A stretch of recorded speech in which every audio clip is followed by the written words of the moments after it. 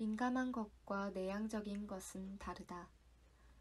일반적으로 5사람 중 1사람은 남들보다 민감한 성향을 가지고 있다고 한다. 인간만이 아니라 다른 고등 동물들도 매우 민감한 유형과 회복력이 더 강한 유형으로 구분할 수 있다. 2가지 유형 중에서 대체로 후자가 더 모험을 좋아하고 자기 주장이 강한 성향을 보이는 것으로 알려져 있다. 인간은 2가지 성으로 구분될 뿐 아니라 이러한 2가지 유형으로도 구분된다. 때로는 이런 성격 유형의 차이가 성의 차이보다 더 크게 나타나기도 한다. 높은 민감성을 가진 사람들의 특성이 새로운 발견은 아니다. 단지 내향적인 성격 같은 다른 이름으로 불려왔을 뿐이다. 미국의 임상심리학자 일레인 아론은 타인보다 더 민감한 사람의 개념을 처음으로 도입했다. 그녀는 타인보다 더 민감한 사람들 중 30%가 사회적으로 외향적인 성향을 가지고 있다는 사실을 발견하기 전까지만 해도 내향성과 민감함을 동일한 것으로 생각했다고 말한다. 남들보다 민감한 성향은 자신의 감정을 잘 드러내지 않고 불안정하고 수줍음을 많이 타는 성격으로 표현되기도 했다. 그러나 이것은 타인의 지지가 부족하고 불안할 때 표출되는 특성만을 다룬 것이다. 이런 설명은 민감한 사람들이 스트레스를 받는 상황에서는 남들보다 더 큰 어려움과 도전을 경험하지만 평온한 상태에서는 남들보다 더 깊은 행복을 느낄 수 있다는 점을 간과하고 있다. 남들보다 민감한 우리는 부정적인 상황에서 더 예민하게 불행한 감정을 느끼지만 적절한 상황에서는 훨씬 더 큰 행복을 느낀다. 이것은 이미 여러 연구에서 밝혀진 사실이다. 한 연구는 어려운 상황에서 민감한 반응을 보이는 아이들이 스트레스를 받을 때 다른 아이들보다 자주 병에 걸리고 사고도 많이 당하지만 정상적이고 익숙한 상황에서는 오히려 병에 걸리거나 사고를 당하는 빈도가 낮다는 사실을 증명했다. 더 많이 받아들이고 깊이 생각한다. 남들보다 민감한 사람들은 특별히 예민한 신경 시스템을 가지고 있다. 숨어있는 뉘앙스를 남들보다 더 많이 인식하고 받아들인 인풋은 더 깊은 곳에 입력된다. 또 풍부한 상상력과 활발한 내면 세계를 가지고 있다. 이것은 외부 세계로부터 받아들인 인풋과 느낌이 무수한 개념과 연상, 사고를 불러일으킬 수 있음을 의미한다. 이처럼 우리는 하드 드라이브는 빠른 속도로 채워지고 그 결과 과도한 자극을 받는다. 내가 이런 경험을 하는 건 너무 많은 인풋이 들어와 머릿속에 더 이상 정보를 저장할 공간이 없다고 느끼는 순간이다. 때로는 처음 만나는 사람들과 함께 있을 때 겨우 30분이나 1시간 후에 그런 상태가 되기도 한다. 나는 억지로 그 자리를 지키고 침착함을 유지하고 심지어 그 만남을 즐기는 척하기도 한다. 그러나 속으로는 엄청난 에너지를 쏟아붓고 있어서 결국 완전히 탈진해버리고 만다. 과도한 자극에 압도되는 것을 좋아할 사람은 없다. 그러나 만약 당신이 예민한 사람이라면 유쾌한 자극으로 받아들일 수 있는 상황에서도 남들보다 훨씬 빨리 한계에 도달하고 당장 그 장소를 벗어나 내면으로 침잠해야 할 필요를 절실히 느낄 것이다. 다음에 소개되는 에릭의 이야기가 당신에게는 낯설지 않을 것이다. 당신도 혼자 휴식을 취하고 싶을 때 남들이 당신이 병이 있거나 지나치게 예민하거나 냉담하거나 비사교적인 사람으로 취급할까봐 두려워할 테니까. 친척들이 많이 모인 생일 파티에 참석하면 나는 계속 화장실을 들락거립니다. 거울로 내 얼굴이 괜찮은지 확인하고 뜨거운 물과 비누로 손을 마사지합니다. 누군가 잠긴 화장실 문을 열려고 하면 아직 마음이 안정되지 않았는데 화장실에서 나가야 할 것 같아 안절부절 못합니다. 언젠가는 신문 뒤에 숨으려고 했던 적도 있습니다. 구석에 있는 의자에 앉아 신문을 들어올려 얼굴을 가리고 있었죠. 신문 뒤에서는 눈을 감고 마음을 가라앉히려고 애쓰는데 장난을 좋아하는 삼촌이 몰래 다가와 내 손에서 신문을 낚아채며 너 여기 숨어 있었구나 라고 소리쳤어요. 그러자 모두들 웃음을 터뜨렸습니다. 정말 끔찍하고 불쾌한 순간이었습니다. 에릭, 48세. 당신을 과도하게 자극하는 것은 단지 힘든 인풋과 느낌만이 아니다. 즐거운 파티 같은 좋은 인풋도 어느 시점에는 지나친 자극이 될 수 있다. 당신은 파티 분위기가 한창 무르익었을 때 그 자리를 벗어나 혼자 시간을 보내고 싶은 충동에 사로잡힐지도 모른다. 이런 경우가 남들보다 민감한 성격 탓에 고통을 겪는 순간이다. 우리들 대부분은 그런 상황을 남들만큼 오래 견딜 수 있기를 진심으로 바란다. 그곳에 오래 있기를 바라는 호스트를 실망시킬까봐 두렵고 파티를 끝까지 즐기지 못하는 것이 일종의 패배로 느껴지기 때문이다. 우리의 마음속에는 파티가 끝나기 전에 그 자리를 떠나면 남아있는 사람들이 나를 지루하고 비사교적이고 무례한 사람으로 여길지 모른다는 두려움이 깔려있다. 이처럼 남들보다 예민한 신경 시스템은 종종 우리가 즐기고 있던 것을 떠나 자기만의 세계로 침잠할 것을 강요하지만 한편으로는 남들보다 더 큰 기쁨을 경험하게 한다. 훌륭한 미술작품을 감상하거나 음악이나 새소리를 듣거나 꽃향기를 맡거나 맛있는 음식을 먹거나 아름다운 경치를 보는 유쾌한 인풋들은 모두 큰 즐거움을 준다. 그런 인풋은 자아 깊은 곳으로 들어가 우리를 기쁨으로 가득 채운다. 혼자가 편한 삶. 극도로 민감한 사람들 중에는 혼자 사는 삶을 선택하는 사람이 많다. 일상생활 속에서 그들에게 필요한 평안함과 고요함을 누리기 위해서다. 그러나 그런 삶을 선택하면 때때로 외로움을 느낄 수밖에 없고 해결하기 힘든 딜레마에 빠진다. 나도 배우자를 찾기 원합니다. 하지만 그의 가족들이 내가 생일 파티에 항상 참석하기를 기대한다면 너무 힘들 것 같아요. 지금도 내 가족들을 소홀히 대하는 것 같아서 죄책감을 많이 느낍니다. 한느 45세. 나는 민감한 사람들을 상담할 때 복잡한 인간관계 속에서 혼자 보낼 수 있는 시간과 장소를 찾는 일이 너무 힘들다는 호소를 많이 듣는다. 집에서 집안일과 아이 돌보는 일을 절반 이상 하지 않으면 아내가 한바탕 난리를 칩니다. 저는 아내가 그렇게 감정적으로 행동하는 게 정말 마음에 들지 않아요. 내 신경이 완전히 균형을 잃고 극도로 날카로워지는 느낌이에요. 그래서 어떻게든 내 몫의 집안일을 해내려고 합니다. 가끔 내가 혹사당하고 있다는 생각이 들 때가 있어요. 최악의 상황일 때는 자극을 너무 많이 받아서 주변 세상과 연결고리가 완전히 끊어져 버린 기분이 듭니다. 그럴 때면 아무 일도 하지 않고 영원히 휴식하고 싶다는 생각을 합니다. 차라리 직장에서 혼자 여유롭게 시간을 보내는 게 훨씬 편한 것 같아요. 그러나 그건 아주 짧은 평안이죠. 아내는 내가 집에서 일을 하든지 아니면 직장으로 아이들을 데려가 주기를 바라는 것 같아요. 카스퍼, 35세. 배우자가 당신의 민감성을 존중하고 이해할 수 있는 포용력과 외향적인 사람이라면 당신은 운이 좋은 사람이다. 외향적이고 지나치게 민감하지 않은 배우자는 운전을 하고 마트에 가서 쇼핑을 하고 혼잡한 이벤트 장소에 아이들을 데리고 가는 걸 좋아한다. 그리고 당신이 밤에 잠을 못 자서 한밤중에 깨우거나 도움을 청할 때도 별로 힘들어하지 않을 것이다. 그러나 배우자가 당신의 민감성을 이해하지 못하는 사람이라면 두 사람의 결혼 생활은 난관에 부딪히게 될 것이다.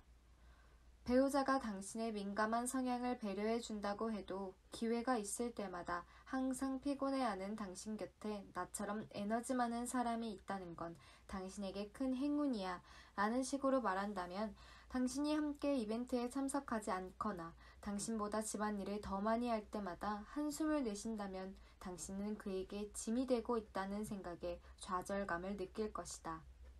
이런 관계가 오랫동안 지속되면 스트레스와 피로감이 쌓여서 어느 순간에는 폭발하게 된다. 극단적인 경우에는 별거나 이혼을 결심하기도 한다. 제 남편은 감정의 기복이 너무 심해서 저를 정말 피곤하게 했습니다. 그 사람의 감정에 대응하는 게 제게는 너무 힘든 일이었어요. 결국 남편과 이혼하기로 결정했습니다. 정말 힘든 결정이었죠. 의도치 않게 많은 사람에게 상처를 주었어요. 그것은 정말 내가 원하지 않았던 일이었습니다.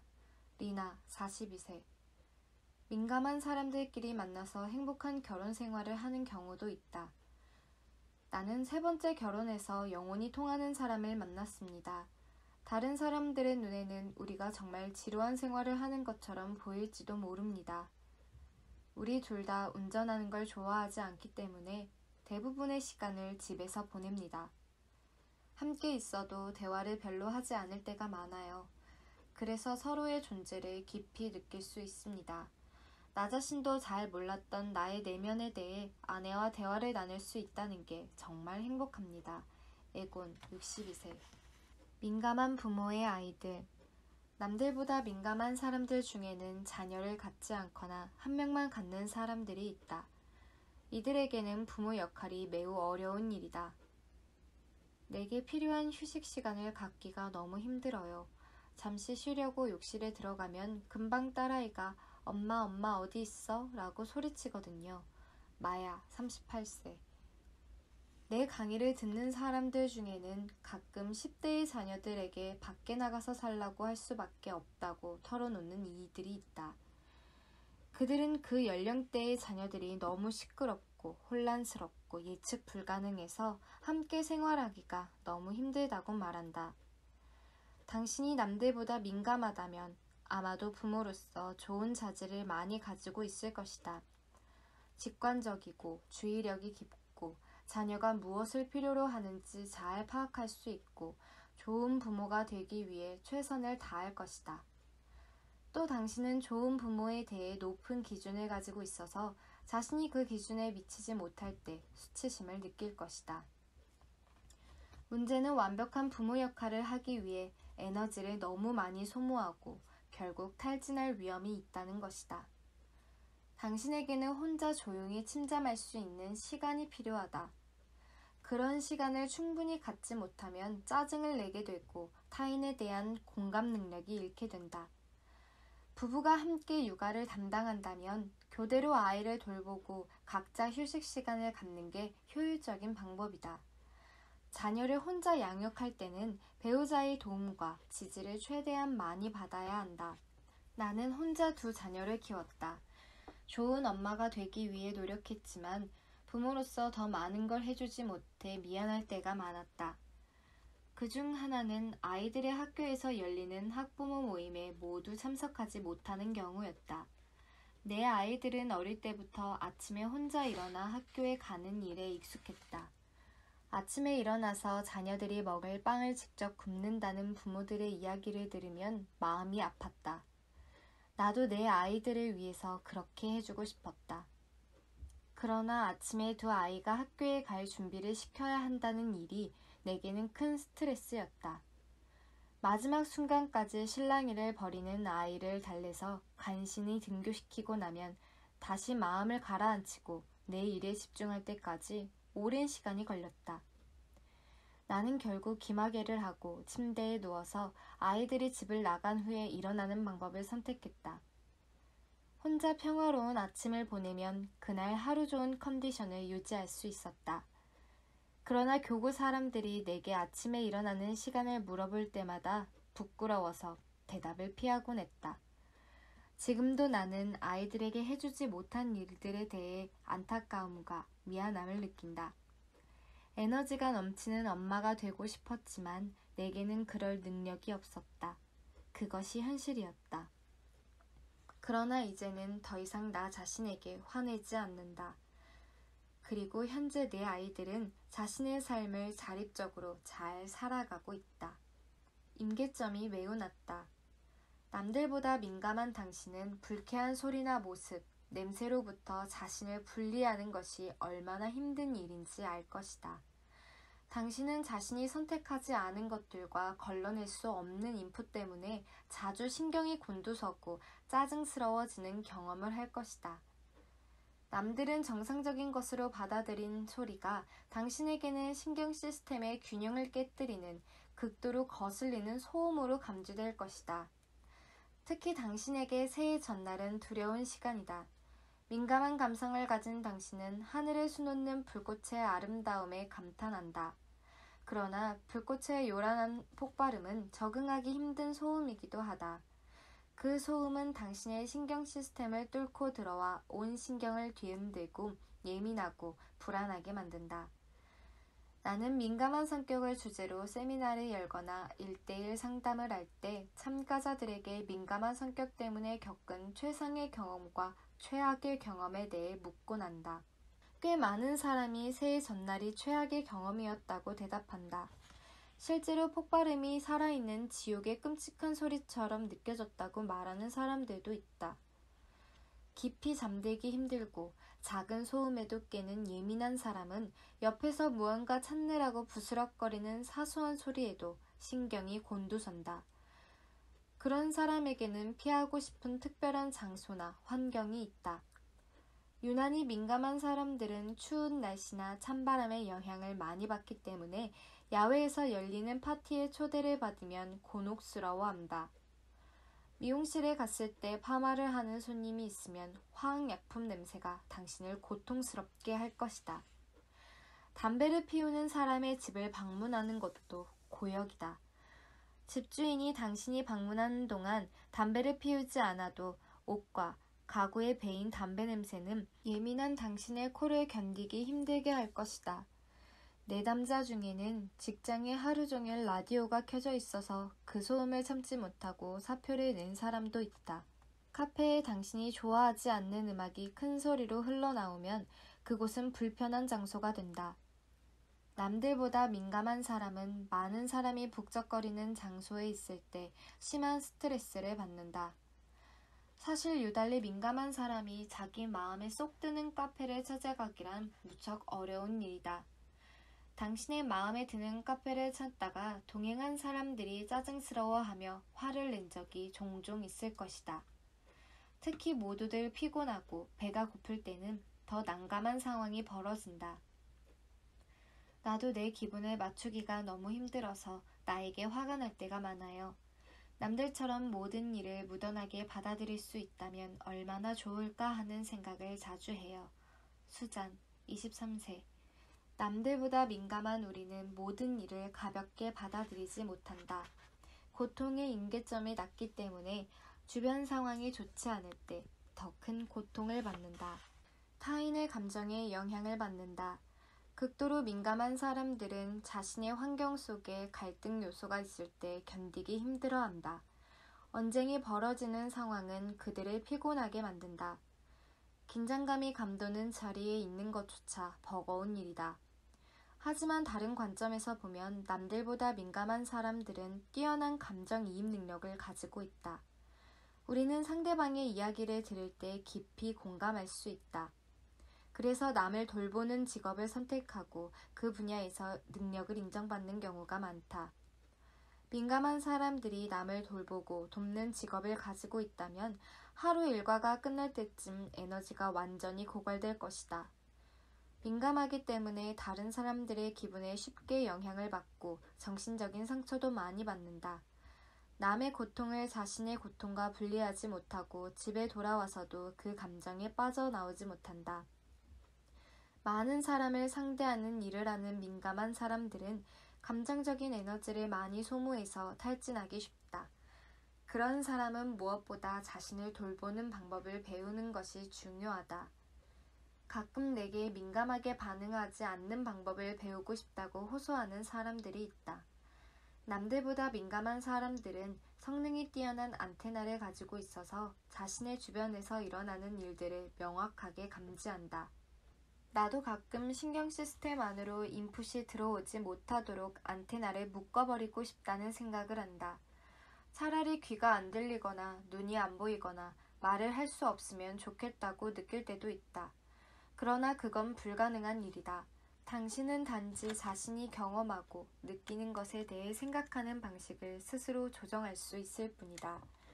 인간관계에서 갈등을 겪고 있다면 당신은 우선 그 관계에 대한 자신의 사고방식을 점검해야 한다. 당신은 이 사람은 내게 화가 난 것 같아.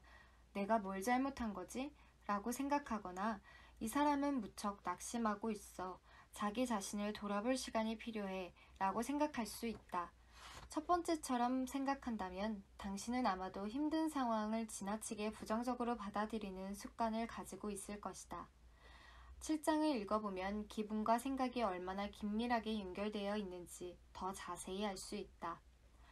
주변 상황에 대한 민감성은 앞서 말했듯 자녀를 양육하는 데 필요한 훌륭한 자원이 될 수 있다. 아동 발달 심리학자인 수잔 하트는 이렇게 말한다. 주위 환경에 민감하게 반응하는 유아는 다른 유아들보다 자극에 더 취약하다.